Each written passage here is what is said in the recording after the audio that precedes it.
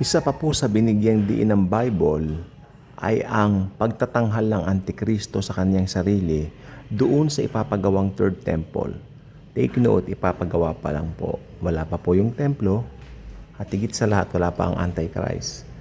Nandito po ang mga vlogs and videos like this so that pag dumating na po yung time na may mga naiwan, pwede silang dumalaw dito sa channel na ito at kanila po itong pakinggan para at least alam nila ang kanilang gagawin. That time is running out. I truly believe anytime magugulat na lang tayo, nagsisipilyo, naliligo, nagbabanyo, sumasakay ng kotse, pumapara ng tricycle, pumapara ng mga transportation, papunta sa mga pupuntahan natin, naliligo, yung iba na siguro napuyat, natutulog pa. Lahat po ng yan, biglaan darating ang rapture sa paraang ganyan ang ginagawa ng mga tao. Siyempre naman, paraang busy, sila po ay may mga ginagawa na ikinabibisi po nila, no? Sa paraang kung kailan din nila inaasahan, doon darating ang rapture. Dadagitin na ni Jesus ang church para po maroon na tayo sa Kanya magpakailan-kailan pa man. Okay? At doon nga po, lilitawang suwail. The Bible calls him suwail.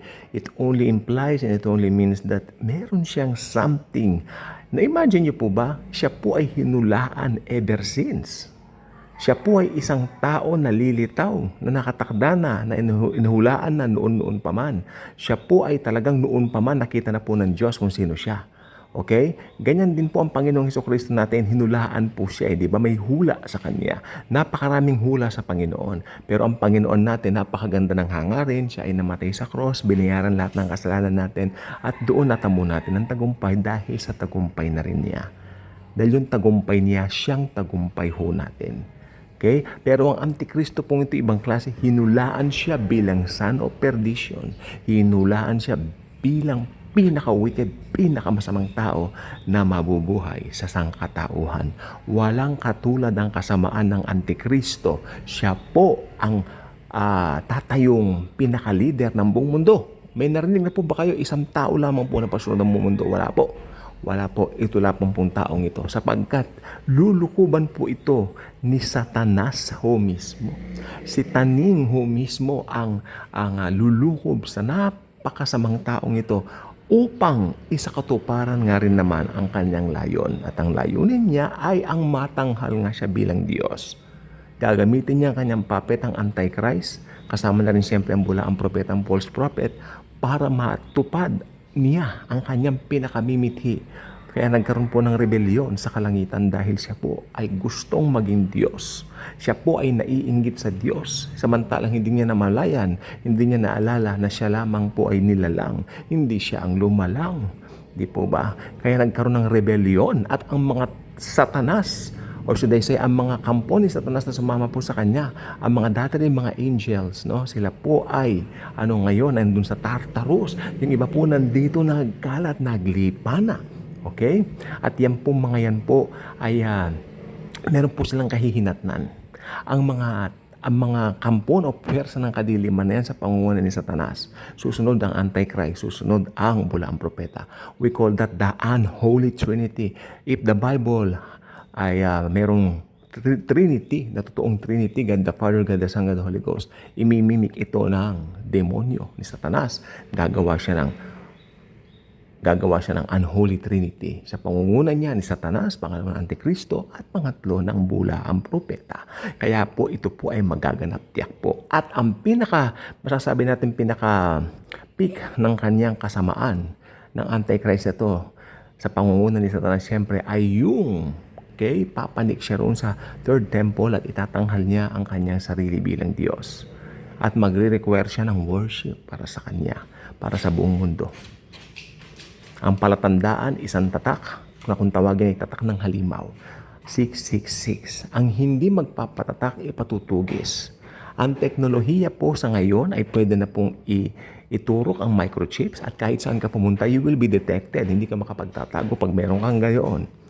Okay? At sa panahon po ng Antikristo, kahit hindi nagpaturok sa kanya ng Kahit hindi po nagpaturok ng microchips ng 666, madedetect po niya sapagkat meron po siyang isang teknolohiya during that time. Napaka-advanced na po ng technology during that time. Okay? At itatanghal niya. Yan po ang tinatawag ng Bible na kalapastangan ng walang pangalawa. Okay? Yan po yung desolation na tinatawag. Yan po yung walang katulad na kalapastanganan. Okay? Ng Antichrist. Ang itanghal niya ang kanyang sarili bilang Diyos. Full of pride. Full of pride. Full of pride. Full of greed. Okay? Pero siyempre, yan po ay sa future pa mangyayari. Ano naman po ngayon sa panahon natin ngayon? Well, nandiyan na po ang spirit of the Antichrist. Laganap na po doon sa mga taong gustong maging tanyag, gustong sumikat, tapakan ng ibang tao, sila lang ang matanyag. Ayan po, may nagtataglay na po ng mga espiritu ng Antikristo sa ating pong kapanahunan. Sinabi ko po ba yan? No. Sabi po yan ng Bible sa Persian. Basahin niyo po. Nandiyan na mga Antikristo. Nandiyan na ang mga espiritu ng Antikristo. Nagkalat na po, especially sa entertainment world. Makikita po ninyo ang mga taong yun. Lahat gusto sumikat, kanya-kanyang gimmick. Nandito na po ang social media. Nandiyan ang Facebook Live. Nandiyan ang mga Reels. Ang dali po ngayong maghanap ng paraan para makakuha ng atensyon ng ibang mga tao sa kanilang mga sarili. Kaya ganyan po, ayan po ay pakana ng dyablo at ito po ay kanyang pagpapakilala sa kanyang gagawing paglabas o pagbibigay sa buong mundo ng Antikristo at ng bulaang propeta pagdating ng panahon. Yan po, ganyan po katuso ang demonyo na si Satanas mismo. Okay? Kaya nga po, ang buong mundo, gawa ng Panginoong Jesus, Jesus is King over all. Jesus is Lord over all. Pero ba't binabanggit po ng Bible na si Satanas Panginoon ng kalupaan o Panginoon ng sanlibutan?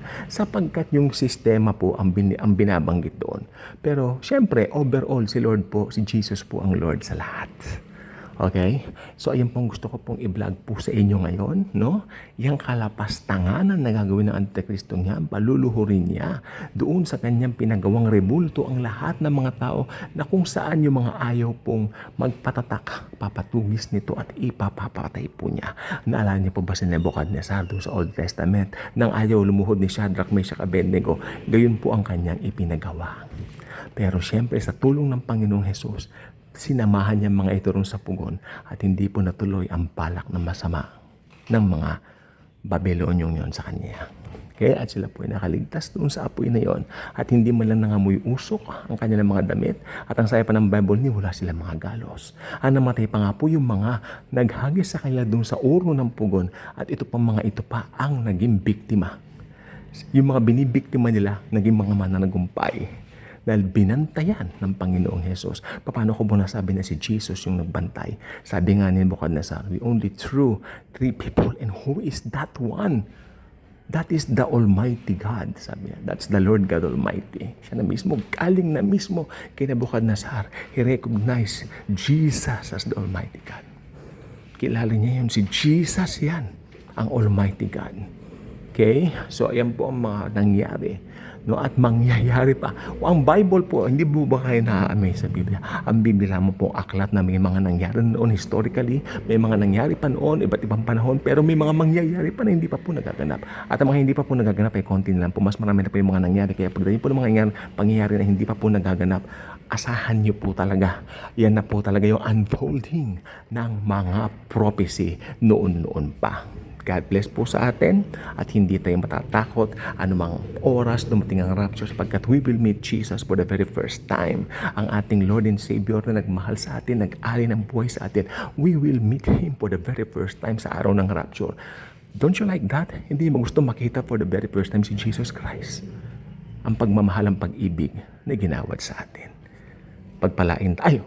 Mali pala yung God bless you. Parang sabi nila, parang mali yung pagpalain ka. We are blessed. We are blessed. We are blessed already. Hello, we are blessed already because of Jesus and not because of anything else but because of the Lord Jesus Christ alone. We are blessed.